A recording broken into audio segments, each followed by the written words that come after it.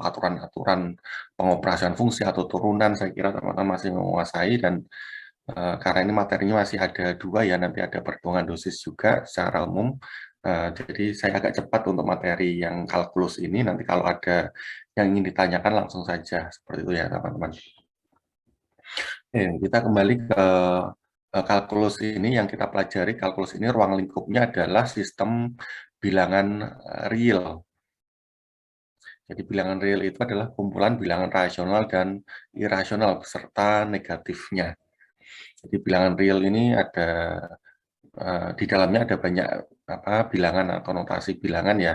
Mulai dari bilangan asli, saya yakin teman-teman juga masih ingat ya apa itu bilangan asli. Lalu ada bilangan bulat.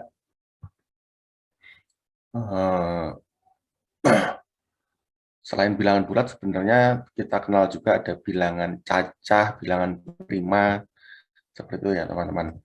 Nah, kalau bilangan cacah masih ingat teman-teman? Bedanya dengan bilangan bulat apa untuk bilangan cacah?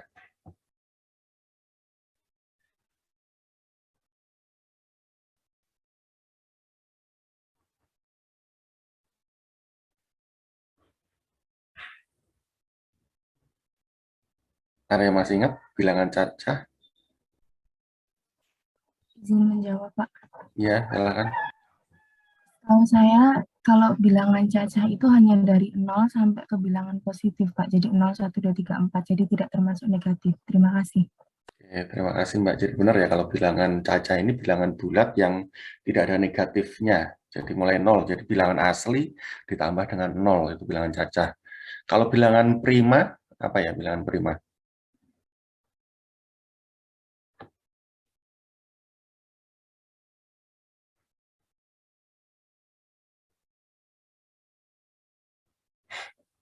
Uh, Kalau bilangan prima itu bilangan yang nggak bisa dibagi dengan uh, bilangan lainnya kecuali bilangan itu sendiri dan dibagi dengan satu, Pak. Kalau satu termasuk bilangan prima nggak, Mbak? Mas? Kayaknya bukan, Pak. Bukan ya. Oke, jadi kalau bilangan prima benar ya. Jadi bilangan yang dapat dibagi oleh bilangan itu sendiri atau satu. Tapi dimulai lebih dari satu ya. Jadi satu tidak termasuk bilangan prima. Ya, misalnya mulai dua berarti 2, 3, 5, 7, 11 dan seterusnya. Oke, itu termasuk bilangan real juga di sana.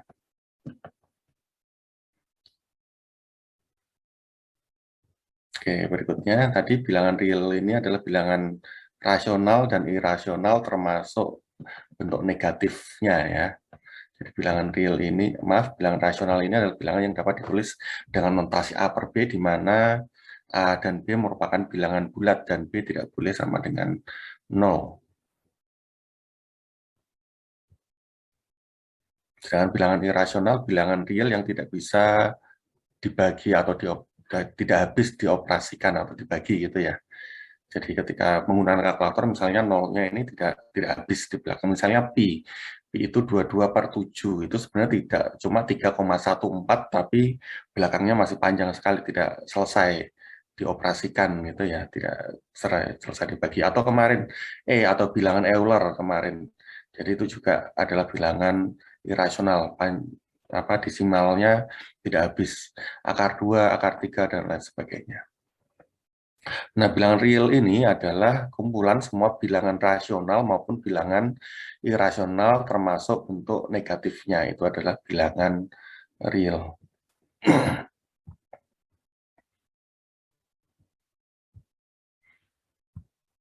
Oke, tadi ruang lingkup kalkulus yang kita bahas di sini. Berikutnya kita masuk ke yang pertama adalah fungsi. Fungsi ini adalah aturan yang menghubungkan antara input dan output. Jadi aturan atau proses yang merubah input menjadi output, merubah sumber, merubah bahan menjadi hasil. Itu adalah fungsi di sini.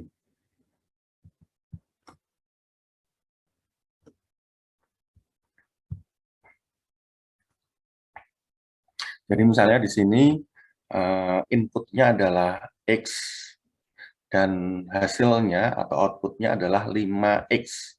Maka kita harus melakukan proses untuk mengubah X menjadi 5X. Dengan cara apa? Dengan cara X ini kita kalikan dengan 5. Nah, proses perubahan dari X menjadi 5X kita sebut sebagai fungsi tadi. Kalau di sini kita notasikan sebagai fungsi X atau fx, di mana kita mengalihkan X dengan 5 di sini. Jadi fx sama dengan 5 dikalikan dengan X. Sehingga hasilnya adalah 5X di sini. Jadi kalau X ini misalnya kita ubah menjadi suatu bilangan misalnya 2, maka ketika kita proses dengan fx sama dengan 5x, x-nya kita gantikan dengan 2, jadi fx sama dengan 5 dikalikan dengan x-nya 2, sama dengan 10, akan menghasilkan output atau nilai 10 di sini. Jadi besarnya nilai fx ini, dia akan tergantung dari nilai x-nya.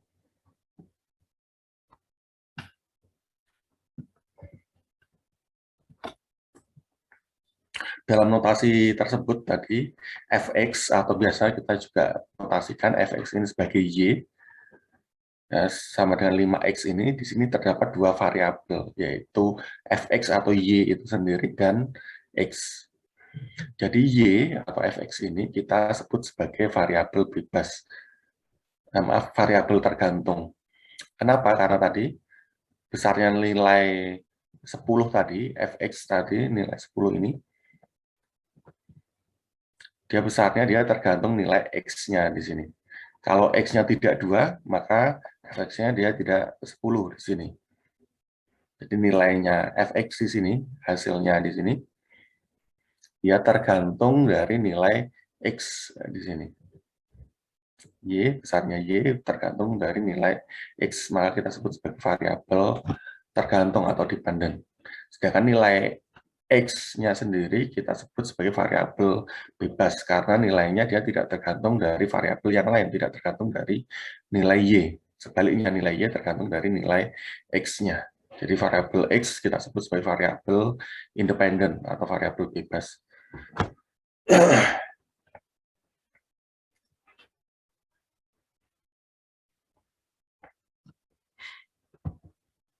Jadi misalnya di sini di dalam bidang Cartesius di sini kita gambarkan tadi misalnya hubungan antara X dan fx, di mana fx atau y adalah sama dengan 5x tadi.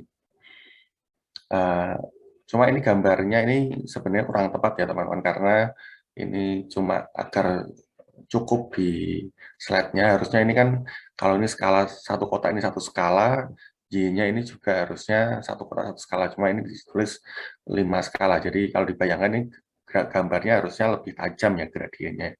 Jadi harusnya lebih naik gitu ya. Cuma agar lebih memudahkan saja, gambarnya ini saya gambar seperti ini. Jadi satu kotak ini 5 skala untuk sumbu y-nya ya, fx-nya. Oke, jadi di sini dalam bidang Cartesius ini bisa dilihat bahwa ketika x-nya 0, y-nya juga 0, 5 kali 0, 0 di sini.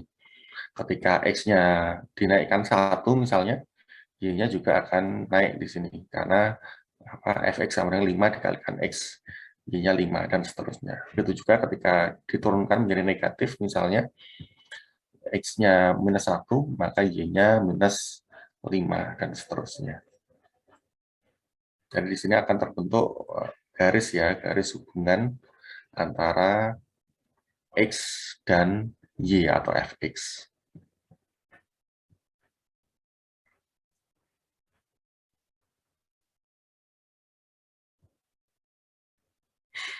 Oke, berikutnya langsung contoh saja untuk fungsi ini. Misalnya untuk fx sama dengan x kuadrat min 3x. Maka nilai F5 ini berapa ya? F5?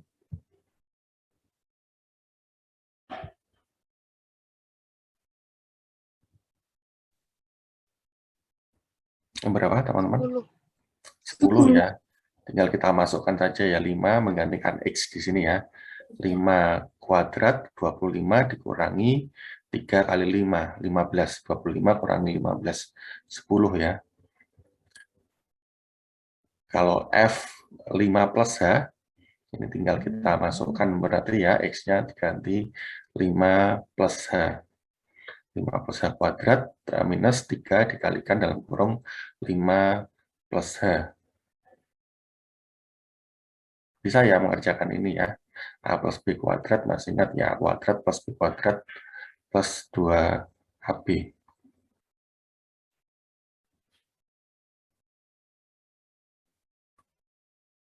Minus 2AB ya. Oke, kita lanjutkan. Saya kira bisa ya ini teman-teman ya. Mengerjakan ini kita lanjutkan saja. Operasi pada fungsi. Misalnya di sini ada dua fungsi ya. F plus G dalam kurung ya X. Jadi F dan G ini adalah fungsi, masing-masing adalah fungsi ya. Baik F maupun G adalah fungsi. Sama dengan Fx plus Gx. Begitu juga dengan pengurangan ya. F dikurangi G. X sama dengan Fx dikurangi Gx. Perkalian juga F kalikan G, X sama dengan Fx dikalikan Gx. Begitu juga dengan pembagian. Dengan syarat Gx tidak boleh sama dengan 0.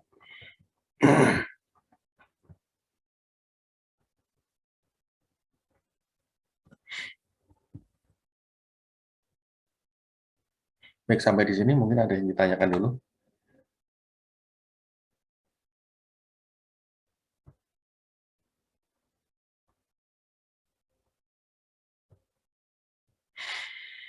Oke, berikutnya kita masuk ke limit ya. Limit ini mungkin dalam katanya limit ini bisa diartikan mendekati. Maksudnya seperti apa? Misalnya ketika kita ingin menyelesaikan suatu fungsi fx yang mungkin tidak bisa langsung kita kerjakan hasilnya.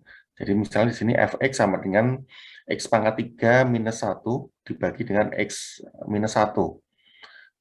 Untuk x sama dengan 1, maka hasilnya akan 1 pangkat 3 dikurangi 1, 0 ya, dibagi dengan 1 dikurangi 1, 0, 0 per 0.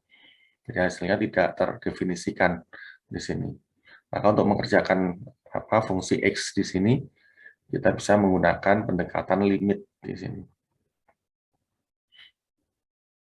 Jadi ini dapat diselesaikan dengan mengerjakan titik-titik yang dekat tadi. Limit ini mendekati, dekat dengan nilai 1, X mendekati 1. Misalnya di sini kalau X-nya 0,9 misalnya, mungkin bisa minta tolong dihitungkan teman-teman. Kalau X-nya 0,9,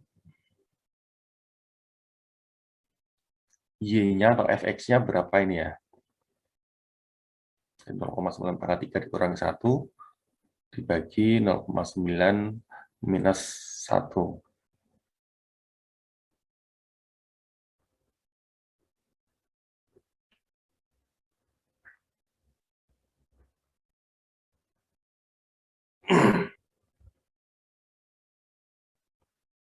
2, berapa?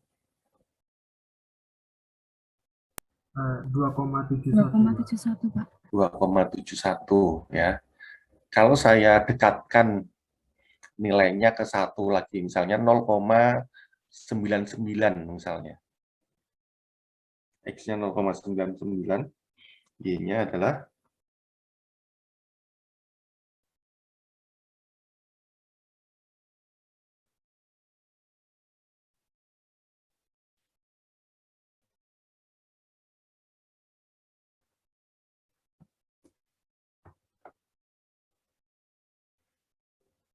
sekitar 2,9 ya, 2,9 sekian.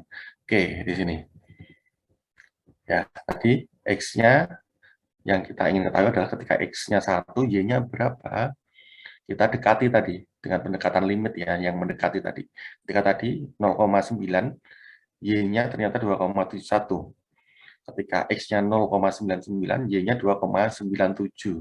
Saya dekatkan lagi misalnya 0,999, Y-nya adalah 2,997. Begitu juga ketika didekati dari atas, ketika X-nya 1,1, Y-nya 3,31. Ketika X-nya 1,01, Y-nya 3,03. Ketika X-nya 1,001, Y-nya 3,003. Di sini polanya mulai terlihat ya, teman-teman. Ketika X-nya semakin dekat dengan nilai 1, Y-nya semakin dekat dengan suatu nilai tertentu di sini. Kira-kira nilai ini berapa ini Y di sini? Ketika X-nya mendekati 1, Y-nya mendekati berapa ini?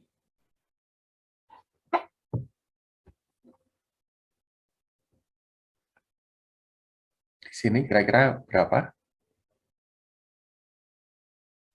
3,00. 3 ya, mendekati nilai 3 di sini. Jadi ketika X-nya mendekati 1, Y-nya mendekati 3. Jadi fx atau y di sini akan mendekati nilai 3 apabila x-nya mendekati 1. Jadi secara matematis dapat dituliskan limit fungsi ini ya, x pangkat 3 minus 1 per x minus 1 untuk x mendekati 1, nilainya adalah 3. Jadi limit tadi menunjukkan mendekati tadi ya, nilainya mendekati. Jadi ketika kita langsung memasukkan nilai 1, X-nya 1, fx tidak dapat kita hitung di sini ternyata, tapi kita bisa menghitung dengan limit. Kalau mendekati 1, X-nya, Y-nya ini semakin mendekati nilai 3 di sini.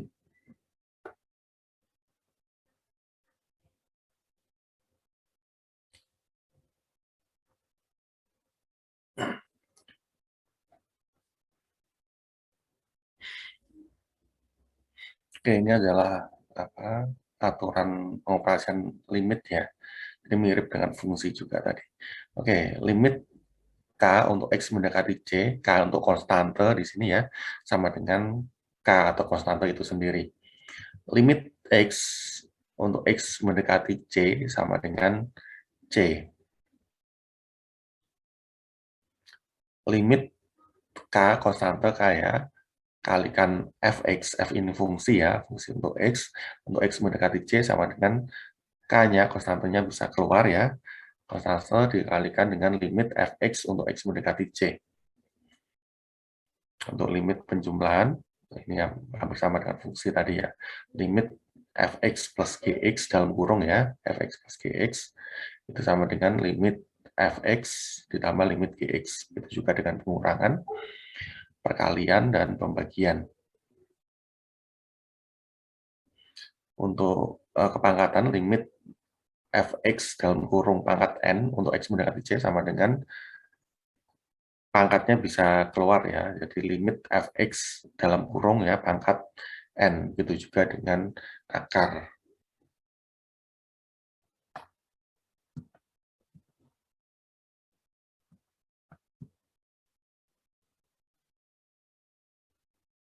Oke, misalnya carilah limit 5x kuadrat untuk x mendekati 3. Jadi ini ketemunya berapa? Ini bisa langsung kita masukkan sebenarnya ya, nilai x-nya diganti dengan 3. 3 kuadrat dikalikan dengan 5 ya. 45 bukan? 45 ya. Atau bisa kita operasikan tadi dengan aturan limit tadi sama dengan limit 5x dalam kurung, maaf, ini bisa kita keluarkan dulu ya. Konstantnya 5 dikalikan limit x kuadrat sama dengan dalam kurung ya, limit x dalam kurung kuadrat gitu ya. Limit x untuk x mendekati 3 itu 3, dikuadratkan 9, dikalikan dengan 5 tadi, 45.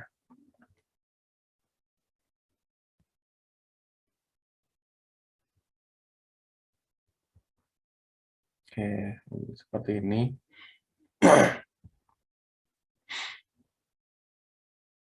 Jadi untuk limit suatu konstante di sini, limit 20 misalnya ini bisa kita pisahkan ya, kita operasikan dengan pengurangan tadi ya, limit 5x kuadrat dikurangi limit 20, di mana 20 ini konstante, maka nilainya juga konstante itu sendiri 20, jadi 45 dikurangi 20, 25. Di sini hasilnya.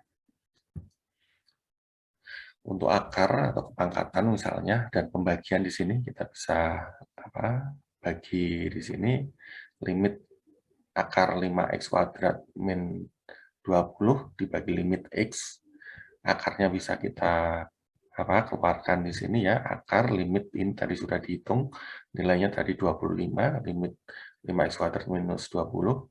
Jadi akar 25 dibagi dengan 3 ya, limit x untuk x mendekati 3. Tinggal kita ganti dengan 3 di sini. Jadi 5/3. Saya kira mudah ya, teman-teman masih ingat ya ini ya. Oke, berikutnya kita masuk ke turunan atau derivatif. Turunan fungsi, kalau fungsi biasanya kita simbolkan notasinya f, maka turunan fungsi adalah fx, ya, maaf, f aksen ya, yang nilainya pada bilangan x didefinisikan oleh ini, f aksen x sama dengan limit fx plus h minus fx per h untuk h mendekati 0. Jadi ini adalah persamaan umum untuk turunan fungsi x ya, f aksen x. Jadi mungkin teman-teman masih ingat atau sudah hafal di luar kepala ya, aturan turunan fungsi ya. Jadi ada beberapa, cuma kalau teman-teman lupa untuk aturan masing-masing aturan fungsi tadi, sebenarnya turunan fungsi ini bisa dikerjakan dengan rumus ini.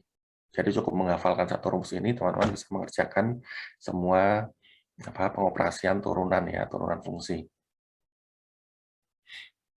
Oke, nanti akan ada contohnya. Jadi di sini misalnya f aksen x tadi sama ya, cuma di sini h-nya diganti dengan delta x, ini delta x mendekati 0, maka di sini dapat disederhanakan menjadi limit delta y dibagi delta x untuk delta x mendekati 0.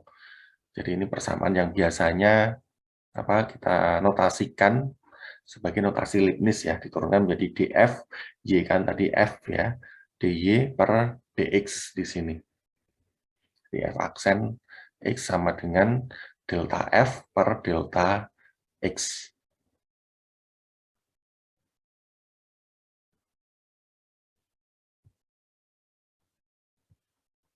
Jadi misalnya tadi menggunakan rumus ini, f aksen x sama dengan limit ini, maka nilai fx sama dengan 13x minus 6 berapa? Untuk f aksen 4x sama dengan 4 ya.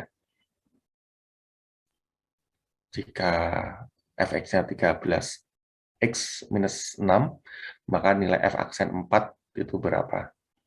Ini sebenarnya bisa langsung dikerjakan ya teman-teman ya. Nilainya berapa ini? F aksen 4 teman-teman? Bukan 4, Pak. F aksen 4 berapa? 0. 0. Ini kalau F aksen X-nya berapa ini? Turunan 13, F Pak. 13. 13 ya, konstante. Nilainya 13. Berarti mau berapa? 4, mau 3, 2, 1 ya. Tetap nilai F aksen X adalah 13 ya, teman-teman ya. Oke, ini bisa kita kerjakan dengan ini. Rumus yang ini. Jadi jika nilai fx sama dengan 13x minus 6, maka nilai f aksen 4 berapa? Kita masukkan dulu rumusnya di sini. F aksen x sama dengan limit ini fx plus h minus fx per h untuk h mendekati 0. Kita ganti nilai x-nya ini dengan 4 ya. Jadi f aksen 4 itu sama dengan limit x-nya kita ganti 4 ya di sini ya. F4 plus h minus f4 per h untuk h mendekati 0. Tapi ingat tadi fx-nya, fungsinya itu sama dengan 13x minus 6. Jadi ini kita anggap sebagai x-nya ya di sini ya. Ini juga kita anggap sebagai x-nya, karena ini masing-masing adalah fungsi di sini ya. Jadi limit 13 dikalikan ini adalah x-nya ya, 4 plus h minus 6. Ini bisa dipahami ya teman-teman ya. Jadi ini fx-nya kita gantikan dengan ini ya. 13 ini adalah x-nya ya. 13 dikalikan 4 plus h minus 6 di sini ya. Dikurangi dengan 4 ini adalah x-nya ya. 13 dikalikan 4 minus 6 per H untuk H mendekati 0. Ini kita bisa operasikan ya. Ini 13 kali 4 dikurangi 13 kali 4, ini bisa kita coret ya. 13 kali H di sini. Oke, tetap. Lalu ada minus 6 di sini, dikurangi minus 6, plus 6. Coret ya, bisa coret. Jadi tinggal 13H per H. 13H per H di sini. Berarti H bisa kita coret, berarti sama dengan limit 13 untuk H mendekati 0. Sama dengan 13 di sini. Jadi kita juga bisa mengerjakan dengan rumus ini ya. Tapi kalau teman-teman sudah ingat hafal tadi, dengan pengoperasian turunan fungsi, ya tidak perlu menggunakan ini, lebih cepat apabila mengoperasikan dengan pengoperasian turunan fungsi ya, sifat-sifat turunan fungsi. Jadi teman-teman bisa langsung cepat mengerjakannya. Tapi kalau lupa, ya teman-teman bisa mengerjakan dengan persamaan ini.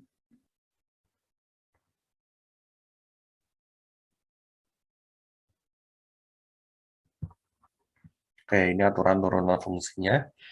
Ini adalah untuk notasinya jika fx sama dengan k, untuk k ini adalah suatu konstante, maka nilai f aksen x itu sama dengan 0 ya.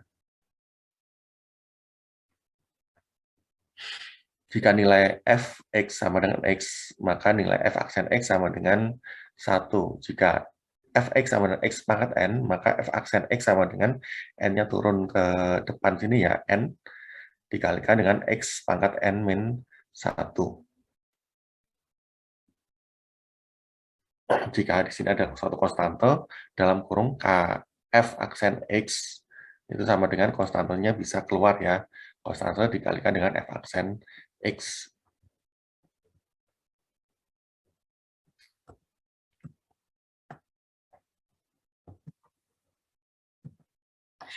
Oke, ini adalah aturan-aturan fungsi yang lain, penjumlahan ya.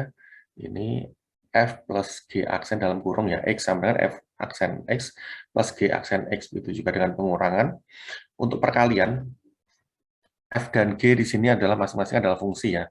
Mungkin teman-teman lebih seringnya mungkin saat SMA menggunakan notasi u dan v mungkin ya.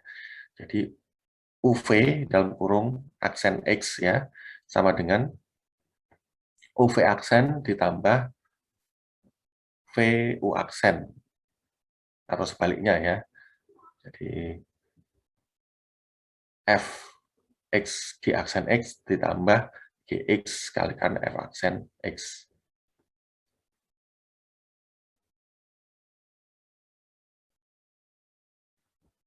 UV aksen ditambah dengan U aksen V atau sebaliknya. Kalau pembagian, turunan fungsi pembagian di sini adalah F aksen X GX dikurangi Fx G aksen X dibagi G kuadrat X. Jadi U aksen V dikurangi UV aksen dibagi dengan V kuadrat.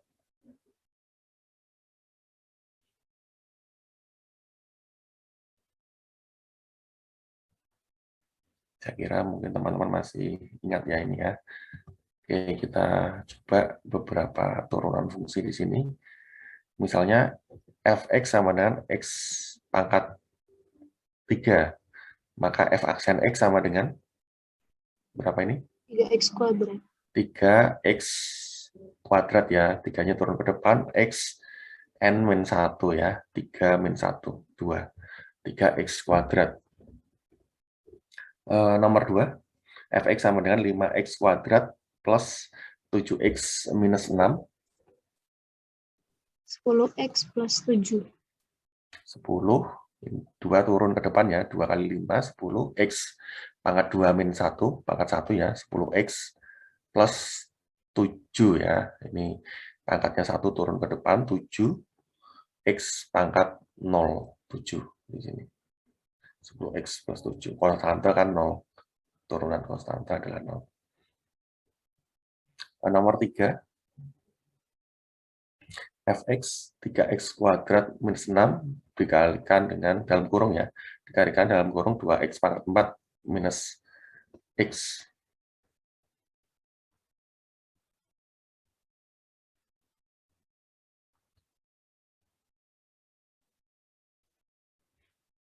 Tadi ya, menggunakan persamaan tadi ya, mungkin u v aksen ditambah dengan u aksen v ya.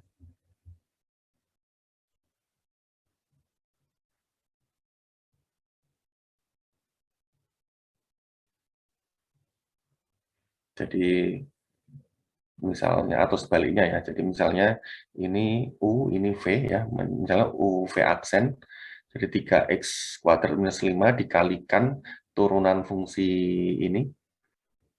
Jadi ini jadi 8 x pangkat 3 minus 1 ya. Ditambah dengan turunan fungsi ini u aksen ya. Jadi turunan fungsi ini menjadi 6x ya dikalikan dengan fungsi ini 2x pangkat 4 minus x. Nanti silakan dioperasikan hasilnya berapa. Bisa ya teman-teman ya? Masih ingat ya? Atau ada yang ditanyakan dulu? Ada yang kesulitan nomor 3?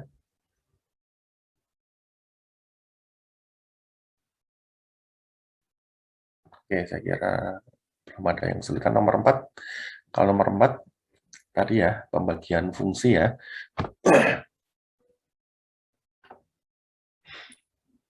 Jadi misalnya UV menggunakan apa fungsinya U dan V ya.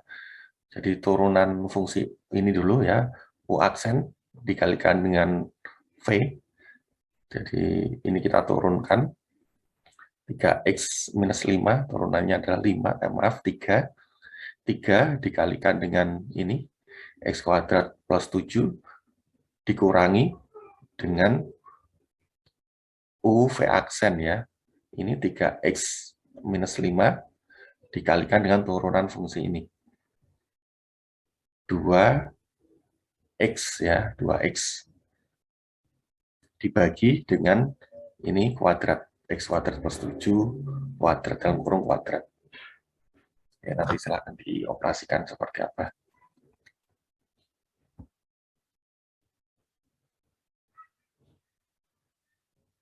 Nah, sampai di sini ada yang ingin didiskusikan atau ditanyakan teman-teman, silakan.